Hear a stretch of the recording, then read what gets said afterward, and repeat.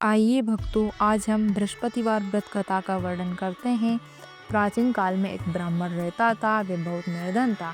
उसकी कोई संतान नहीं थी।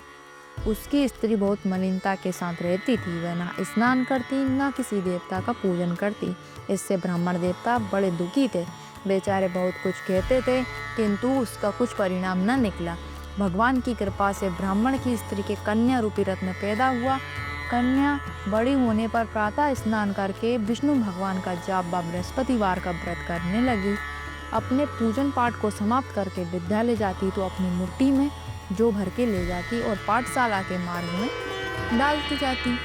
तब ये जो स्वर्ण के हो जाते तो लौटते समय उनको बीन कर घर ले आती थी। एक दिन वे बालिका सूप में उन सोने के जौ को फटक कर साफ कर रही थी कि उसके पिता ने देख लिया और कहा, हे बेटी, सोने के जौ के लिए सोने का सूप होना चाहिए। दूसरे दिन बृहस्पतिवार था। इस कन्या ने व्रत रखा और बृहस्पति देव से प्रार्थना करके कहा, मैंने आपकी पूजा पूरे सच्चे मन से की हो तो मेरे लिए सोने का सूप दे दो। बृहस्पति देव ने उसकी प्रार्थना स्वीकार कर ली। रोजाना की तरह वह कन्या जौ फैलाती हुई जाने लगी। जब लौटकर जौ बीन रही थी तो बृहस्पति देव की कृपा से सोने का सूप मिला। उसे वह घर ले आई और उसमें जौ साफ करने लगी, परंतु उसकी माँ का वही ढंग रहा। वह एक दिन की बात है कि वह कन्या सोने के सूप में जौ साफ कर रही थी। उस समय उस शहर का राजपुत्र वहां से होकर निकला।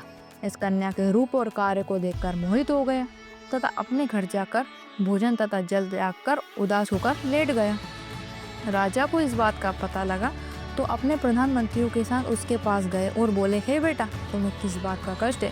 किसी ने अपमान किया अथवा और अन्य कारण हो सो कहो, मैं वही कार्य करूंगा जिससे तुम्हें प्रसन्नता हो।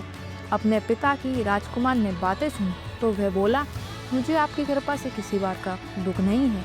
किसी ने मेरा अपमान नहीं किया है, परंतु मैं उस लड़की के साथ विवाह करना चाहता हूँ जो सोने के सूप में जौ साफ कर रही थी। ये सुनकर राजा आश्चर्य में पड़ा और बोला, हे बेटा, इस तरह की कन्या का पता लगाओ, मैं उसके साथ तेरा विवाह अवश्य करवा दूंगा। राजकुमार ने उस लड़की के घर के पता लगवाया। तब मंत्री उस लड़की के घर गए और ब्राह्मण देवता को सभी हाल बतलाया। ब्राह्मण देवता राजकुमार के साथ अपनी कन्या का विवाह करने के लिए तैयार हो गए तथा विधि विधान के अनुसार ब्राह्मण की कन्या का विवाह राजकुमार के साथ संपन्न हुआ। कन्या के घर से जाते ही पहले की भांति उस ब्राह्मण देवता के घर में गरीबी का निवास हो गया। अब भोजन के लिए भी अन्न बड़ी मुश्किल से मिलता था। एक दिन दुखी होकर ब्राह्मण देवता अपनी पुत्री के पास गए। बेटी ने पिता की दुखी अवस्था को देखा और अपनी माँ का हाल पूछा। तब ब्राह्मण देवता ने सभी हाल कहा। कन्या ने बहुत सा धन देकर अपने पिता को विदा कर दिया।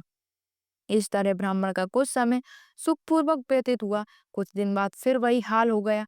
ब्राह्मण फिर अपनी कन्या के यहाँ गया और सारा हाल कहा तो लड़की बोली, हे पिताजी, आप माता जी को यहाँ लिवा लाओ, मैं उसे विधि बता दूंगी जिससे गरीबी दूर हो जाए। वे ब्राह्मण देवता अपनी स्त्री को साथ लेकर पहुंचे तो अपनी माँ को समझाने लगी, हे माँ, तुम प्रातःकाल प्रथम स्नान करके विष्णु भगवान का पूजन करो तो सब दरिद्रता दूर हो जाएगी। परंतु उसकी माँ ने एक भी बात नहीं मानी और प्रातःकाल उठकर अपनी पुत्री के बच्चों का झूठन को खा लिया। इससे उसकी पुत्री को बहुत गुस्सा आया और एक रात को कोठरी से सभी सामान निकालकर अपनी माँ को उसमें बंद कर दिया। प्रातःकाल उसे निकाला तथा स्नान आदि कराकर पाठ करवाया तो उसकी माँ की बुद्धि ठीक हो गई और फिर प्रत्येक बृहस्पतिवार को व्रत रखने लगी। इस व्रत के प्रभाव से उसके माँ बाप बहुत ही धनवान और पुत्रवान हो गए और बृहस्पति भगवान की कृपा से इस लोक के सुख भोग कर स्वर्ग को प्राप्त हुए। सब मिलकर बोलिए, विष्णु भगवान की जय हो। जैसे बृहस्पति भगवान ने कन्या का, उसके माता पिता का उद्धार किया, वैसे ही भगवान सबकी मनोकामनाओं को पूर्ण करे। बोलो श्री हरि विष्णु भगवान की जय हो।